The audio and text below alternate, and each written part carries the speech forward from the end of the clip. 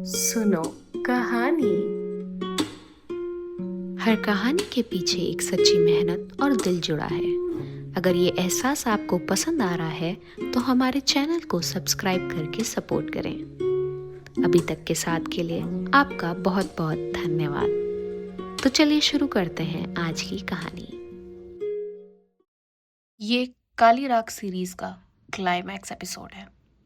ज़रा दिल थाम के सुनिएगा, क्योंकि ये एपिसोड आपके साथ हमेशा के लिए रह जाएगा।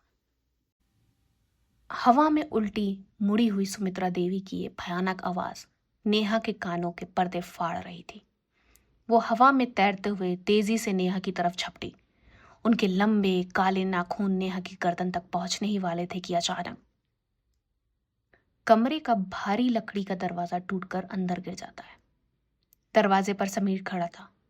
उसकी आंखों में गुस्सा और खौफ था। उसके हाथ में दलान में रखा भारी लोहे का त्रिशूल था। बिना एक पल सोचे समीर ने वो त्रिशूल पूरी ताकत से सुमित्रा देवी की तरफ फेंक दिया। त्रिशूल सीधा सुमित्रा देवी के कंधे के पास दीवार में जाकर धंस गया। काले धुएं का एक भयंकर गुब्बारा सुमित्रा देवी के शरीर से निकला और खिड़की तोड़ते हुए चीखता हुआ बाहर निकल गया। सुमित्रा देवी का शरीर एक बेजान पुतले की तरह वहीं जमीन पर गिर गया। समीर दौड़कर अंदर गया। माँ, माँ! उसने सुमित्रा देवी का सिर अपनी गोद में रखा, लेकिन बहुत देर हो चुकी थी। सुमित्रा देवी की आंखें खुली की खुली रह गई थी और उनकी सांसें टूट चुकी थी। समीर फूट फूट कर वहीं रोने लगा। पीछे खड़ी रितु भी चीख चीख कर रो रही थी। नेहा जमीन पर बैठी हांफते हुए इस खौफनाक मंजर को देख रही थी। उसे यकीन नहीं हो रहा था कि वो जिंदा बच गई है। उसकी सास, जो उसे अपनी जान की दुश्मन लगती थी, वो खुद उस काले जादू का शिकार होकर मर गई। समीर ने ठीक वक्त पर आकर नेहा की जान बचा ली थी। उस दोपहर पुलिस आई। डॉक्टर ने सुमित्रा देवी की मौत का कारण सीवियर कार्डियक अरेस्ट बताया। कानून की नजरों में भूत प्रेत और काले जादू की कोई जगह नहीं होती। शाम तक अंतिम संस्कार कर दिया गया। हवेली में अब एक भयानक सन्नाटा पसरा था। समीर की आंखें सूजी हुई थी। उसने नेहा के पास आकर उसके कंधे पर हाथ रखा।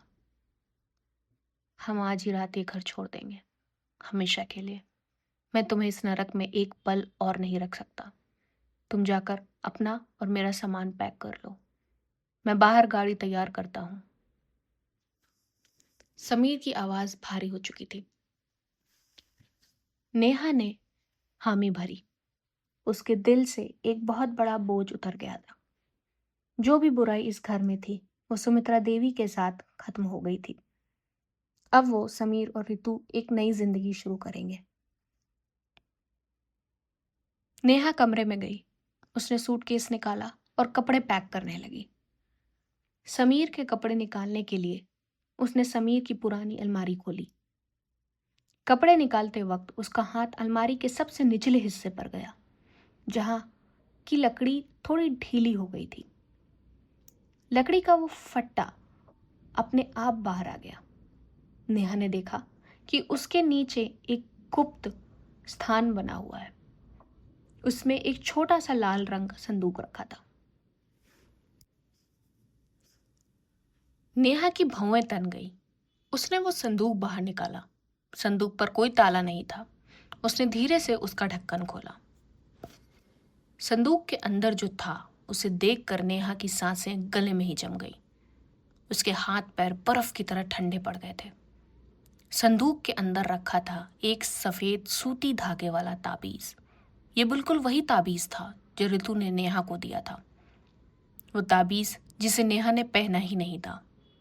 अगर ऋतु का दिया हुआ असली ताबीज, सुरक्षित ताबीज इस संदूक में रखा था, तो नेहा के गले में वो काले धागा वाला मौत का ताबीज किसने पहनाया था?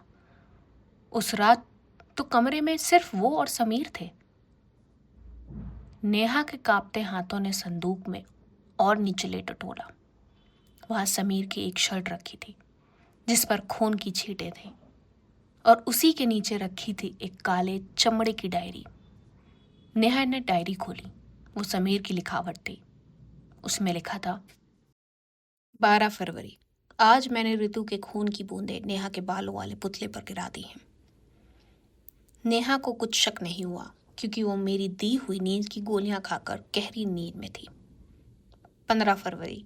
माँ को मुझ पर शक हो रहा है। वो नेहा को बचाने के लिए सुरक्षा अनुष्ठान कर रही है। अगर माँ ने मेरा रास्ता काटा तो मुझे उसे भी रास्ते से हटाना होगा। ये सब पढ़ने के बाद नेहा का सिर चकराने लगा। उसके कानों में भिनभिनाहट होने लगी।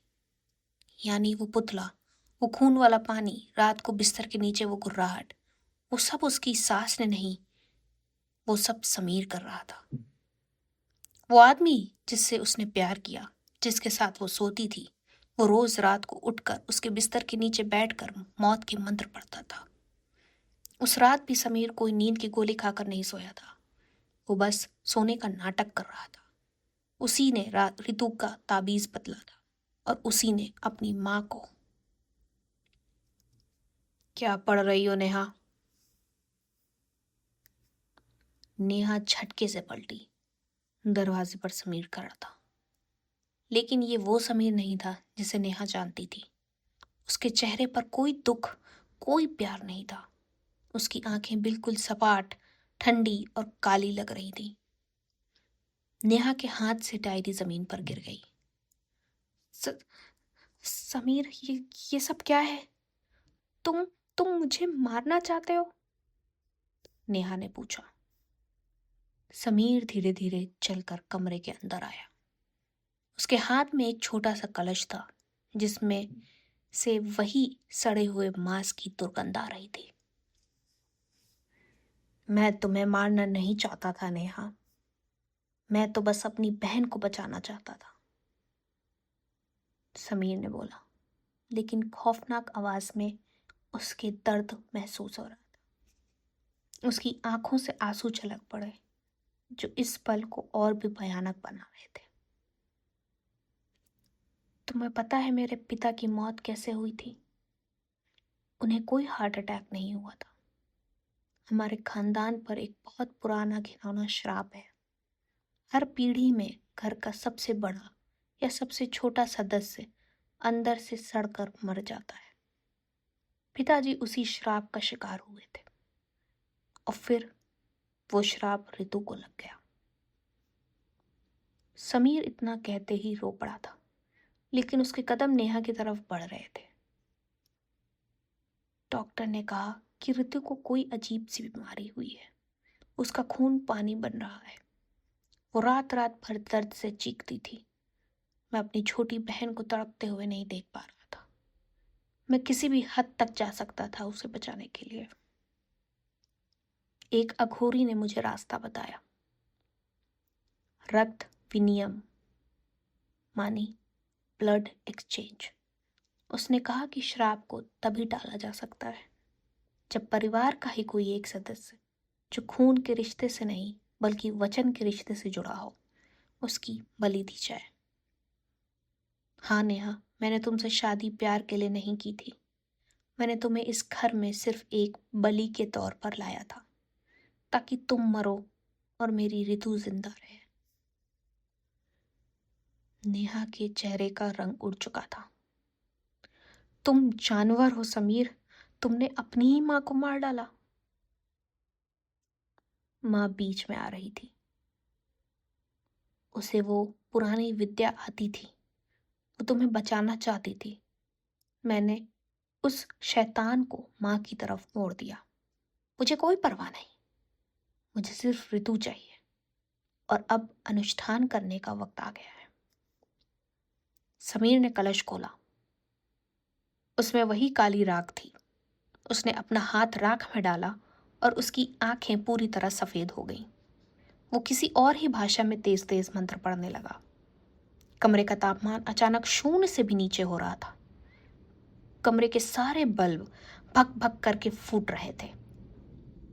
कमरे के कोने में से वही लंबी टूटी हुई कमर वाली काली परछाई बाहर निकलने लगी। वो परछाई सीधे नेहा की तरफ रेंग रही थी। समीर ने अपनी मुट्ठी में बंद काली राख नेहा के मुंह में डालने के लिए छलांग लगाई। उसने नेहा को जमीन पर पटक दिया। उसका वजन नेहा के ऊपर था।